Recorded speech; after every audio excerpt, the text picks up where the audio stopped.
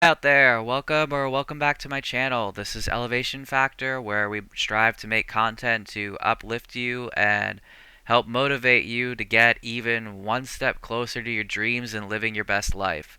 Today I'm going to do that by talking to you about being transgender and being religious, and this is a special episode dedicated to parents of trans and non-binary and gender divergent kids and helping them understand and cope with this like upheaval of everything they thought they knew both about their kid and likely how they were raised to think about and understand gender itself, as many people, even non-religious people, were raised. So let's get into it. I already made a part 1 of this video, and that is going to be either directly in front of this one, so it'll end up being one video, and I'll cut out that intro that I did almost flawlessly, almost in one take, working on it. Anyway, we will either have that or this will be its own video, which I'm leaning towards that. So, point being, trans parents, or excuse me, parents of trans, non-binary, gender divergent kids. So, first things first, and that is this is not something your kid is doing to you. This is not some punishment by God. This is not it's not got anything to do with you or how you parented them. Like, there is nothing you did wrong. There is nothing you did right. There is nothing you could have done to stop your kid from being trans. Period. However, while you can't affect someone's identity, you can affect their process of discovery, either positive excuse me. You can either positively affect someone's discovery of their identity, or you can negatively affect their discovery of identity. And yes, I'm going to leave that stuttered take in. That's my natural voice. Deal with it. Anyway, what you can do to be a positive, like, allied person in their life that they really need you to be is you can ask questions both for yourself, both to your kid, both for them, and to support groups, to experts, preferably ones that don't already know your family, unbiased experts who can actually help both you understand and be an avenue for your child to explore their identity without like biased opinions and just truly explore and feel safe to do so. And again, that's not saying anything about you as a parent other than the fact that you understand that these are things that a child has to discover for themselves, and it's often easier if they can do it on their own and in the safety of an unbiased professional setting. And there are some great resources. Pride Counseling is one that I've recommended over and over, especially because in these COVID times where everyone's doing things from home, they offer Zoom counseling, so you never have to leave your home, and a kid can feel safe in their own like usual environment and still get that expert help. And that's also something that I would recommend for you guys. Like, there are people that have this knowledge that have like learned this, and if you're watching this video, I guess I'm part of that resource, and I do work in mental health. I do run my own support group. So either way, I thank you for watching and like putting forth effort to learn however you got here. And so that's great. So what we've covered thus far is your kid's identity has nothing to do with you and what you didn't in or did do as a parent, and and seek expert opinions and guidance. Seek resources, NIH for one, World Health Organization, Pride Counseling, like seek unbiased LGBT resources and learn alongside your child, ask questions. And as far as that pertains to religion, like, God doesn't care. God, as much as society has brainwashed you and like the larger like media will still portray this binary aspect of gender that actually is only the concept is only as old as the 1940s. Like even past presidents, they would wear dresses until they were like 5 years old. See Teddy Roosevelt. Like so, it's not something that is like hardwired into our DNA. Masculinity and femininity, sure, but that can exist in anyone regardless of their gender identity. You can have plenty of masculine women, you can have plenty of feminine men, and you can have everyone in between. And that, like, God, again, God cares if you are like devoted to pursuing the essence of your faith, if you are devoted to being of service to the greater good, both for yourself and for as many people as you can help after you've done your own work on yourself. And doesn't matter what race or creed, what gender, what what identity you have, does not matter. That that is a human thing, that's not a God thing, so don't let your religion be an excuse for you to remain ignorant or for you to push your child away.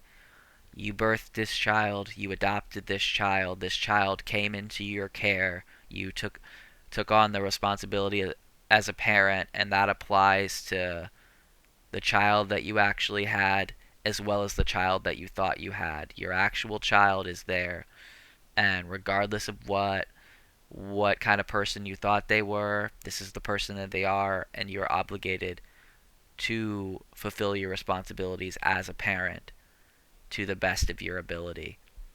And that doesn't mean doing only what you want to do. That means doing everything that you can feasibly do for this child. And I know a lot of people who are watching this are putting forth that effort. So again, I applaud you, and I'm not coming down on you in judgment. I am just reiterating and lighting a fire under you to keep up that momentum, even if it just started by you watching this video. Keep asking questions, keep growing, keep learning, and being willing to listen, especially to your child. And yeah, and speaking of listening to your child, one thing that I will say to just help you understand is gender is not something set in stone. It's not defined by a person's body, especially not defined by their genitals. It is certainly not binary, and it it is a societal construct. It's a labeling system that we've used, and we've ignored the fact that it doesn't fit everyone, and it causes a lot of harm for people who don't fall into the boxes that people expect them to. There's a lot of violence against that, and we've ignored that. People are starting to wake up to that and starting to do something about that. And if you were lucky enough that one of your children was born trans or more, and like born gender divergent, then congratulations. You now have like extra motivation, or maybe the motivation that you needed to be a part of this movement, to be a part of service for that greater good of being a more inclusive society that focuses on the content of someone's character and not artificial labels and like identities and parts of a person that they can't control and have nothing to do with their character or their value as a person. They're just part of who they are. And so, congratulations.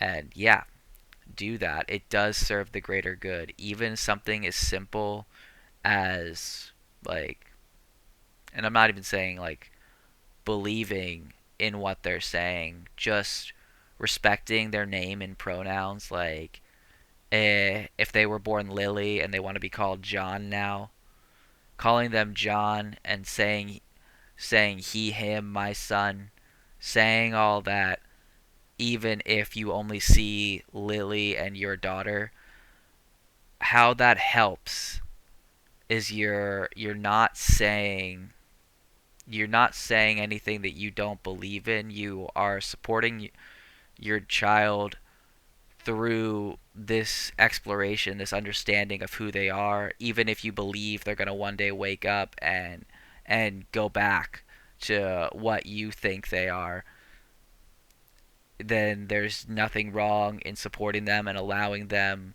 to go through this like questioning, this exploring, and this discovery of their identity, even if they land right back at the start. There is nothing wrong with doing that and exploring, and there is everything to gain in terms of the trust your child has in you as someone that they can come to authentically and like tell you what's really going on in their life, which will allow you to actually have them in your life later on.